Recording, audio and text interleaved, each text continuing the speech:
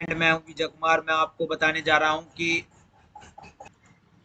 National institute of open schooling क्या है। ये स्कूलिंग मतलब जो बच्चा फेल हो जाता है या कोई बच्चा 10वीं करना चाहता है, कोई बच्चा पास नहीं कर पा रहा है अपना यूपी बोर्ड या बिहार बोर्ड, कोई सा भी आप बोर्ड आप पास नहीं कर पा रहे हो तो बच्चा फेल हो जाता है, तो वो बच्चा इसमें एडमिशन लेकर अपने 4 सब्जेक्ट से 5 सब्जेक्ट से ये पास करा सकता है अपनी इसमें ये 10वीं मतलब पास कर सकता है। और ये इसका 10वीं में 2 बार एग्ज़ाम होते हैं, जो कि है ना अभी हम सुनवाते हैं कि किस प्रकार से इसका लेवल किस तरीके से इसके कंप्लीट करते हैं।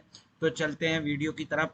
ये क्या है, कैसे काम करता है, कितने कोर्सेज हैं, क्या इसमें स्ट्रीम बदल सकते हैं? चलिए एक एक कर इन तमाम सवालों के जवाब देना शुरू करते हैं। NIOS भारत सरकार की एक पहल है जो ऐसे छात्रों के लिए है जिनके लिए स्कूल जाना पॉसिबल नहीं है। वो यहाँ एडमिशन ले सकते हैं और अपनी पढ़ाई पूरी कर सकते हैं। NIOS एक नेशनल लेवल का ओपन स्कूल एजुकेशन बोर्ड है, जैसे कि CBSE, ICSE या फिर दूसरे। NIOS में आपको पढ़ाई के लिए स्कूल नहीं जाना पड़ता। आप एडमिशन लीजिए, अपने से पढ़ाई कीजिए और फिर एग्जाम्स दीजिए। इसके जरिए हर साल हजारों छात्र 10वीं और 12वीं के एग्जाम्स देते हैं। इसे ओपन लर्निंग या फिर डिस्टेंस लर्निंग भी कहा जाता है।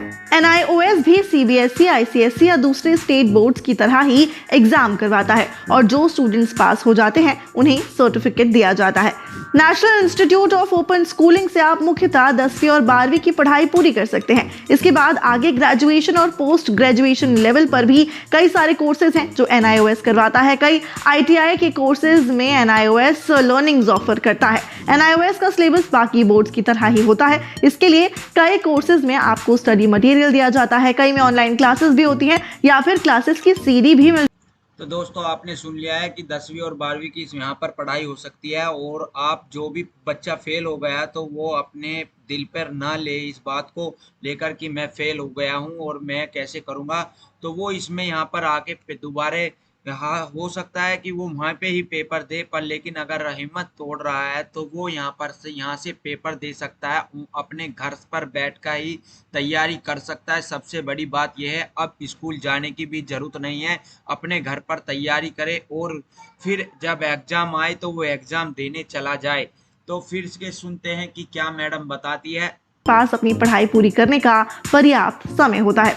NIOS से पढ़ाई करने के लिए कोई अपर एज लिमिट नहीं है। सेकेंडरी कोर्सेज के लिए एज लिमिट 14 साल या उससे ज्यादा होनी चाहिए और आपके पास जिस बोर्ड से आप पढ़े हो उसकी 8वीं की मार्कशीट होनी चाहिए। वहीं सीनियर सेकेंडरी कोर्स के लिए आपकी उम्र 15 साल या उससे ज्यादा होनी चाहिए और भारत की किसी भी मान्यता प्राप्त। बात करें तो छात्र NIOS के कोर्सेज में ऑनलाइन एडमिशन ले सकते हैं या फिर एडमिशन लेने का एक और तरीका अलग अलग एडमिशन और स्टडी सेंटर्स हैं जो NIOS से मान्यता प्राप्त होते हैं। यहाँ जाकर भी आप एडमिशन ले सकते हैं। आपके सबसे नजदीकी NIOS सेंटर की जानकारी आपको इंटरनेट पर या फिर NIOS के टोल फ्री हेल्पलाइन नंबर पर मिल जाएगी जो अभी स्क्रीन पर दिख रहा है। NIOS में कई भाषाओं में काफी फ्लेक्सिबल कोर्सेज कराए जाते हैं। यहाँ सेकेंडरी स्टेज पर हिंदी, इंग्लिश, उर्दू, मराठी, तेलुगु, गुजराती, मलयालम, तमिल, ओडिया, पंजाबी, असमीज, संस्कृत और कन्नड़ा भाषा में पढ़ाई कर सकते हो। वहीं सीनियर सेकेंडरी स्टेज पर आप हिंदी, इंग्लिश, उर्दू, बंगाली, गुजराती, संस्कृत और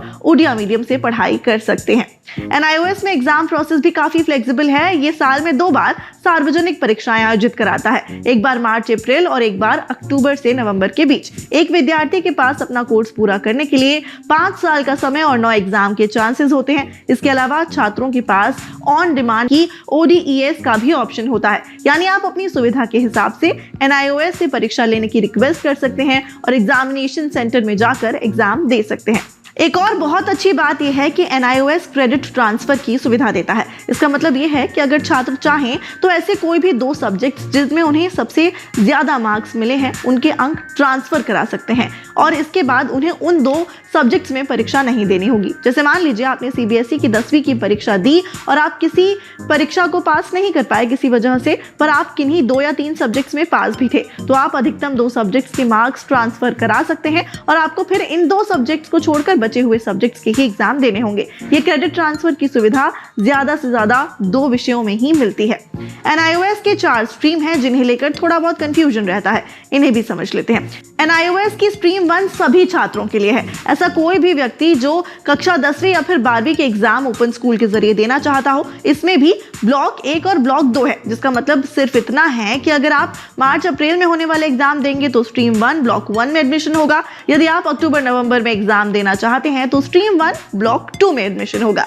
स्ट्रीम 2 की बात करें तो स्ट्रीम 2 ऐसे छात्रों के लिए है जो किसी भी बोर्ड से 10वीं या फिर 12वीं पास कर चुके हो या फिर फेल हो गए हों और अपना रिजल्ट सुधारना चाहते हों। ये छात्र कोई भी 4 सब्जेक्ट्स चुन सकते हैं जिनका वो दोबारा एग्जाम देना चाहते हैं, जिन्हें वो पास नहीं कर पाए हों और या फिर जिनमें उनके नंबर कम आए हों और अपने नंबर सुधार सकते हैं। स्ट्रीम 3 में ऐसे सभी स्टूडेंट्स होते हैं जो 10वीं पास हों या फिर फेल हों और वो एडमिशन ले सकते हैं। पास होने वाले छात्र अपना स्कोर बेटर कर सकते हैं और जो छात्र फेल हुए हैं वो एग्जाम वापस पास कर सकते हैं। इसी तरह स्ट्रीम 4 ऐसे सभी स्टूडेंट्स के लिए है जो 12वीं पास हों या फिर फेल हों और एडमिशन ले सकते हैं। पास होने वाले छात्र अपना स्कोर बेटर कर सकते हैं और जो छात्र फेल हुए हैं वो एग्जाम पास कर सकते हैं। स्ट्रीम 3 और 4 में आपको ऑन डिमांड एग्जामिनेशन की सुविधा मिलती है। आज रंगरूट शो में फिलहाल इतना ही। हमें बताइएगा कि आपको ये शो कैसा लगा। हमसे जुड़ने के लिए शुक्रिया।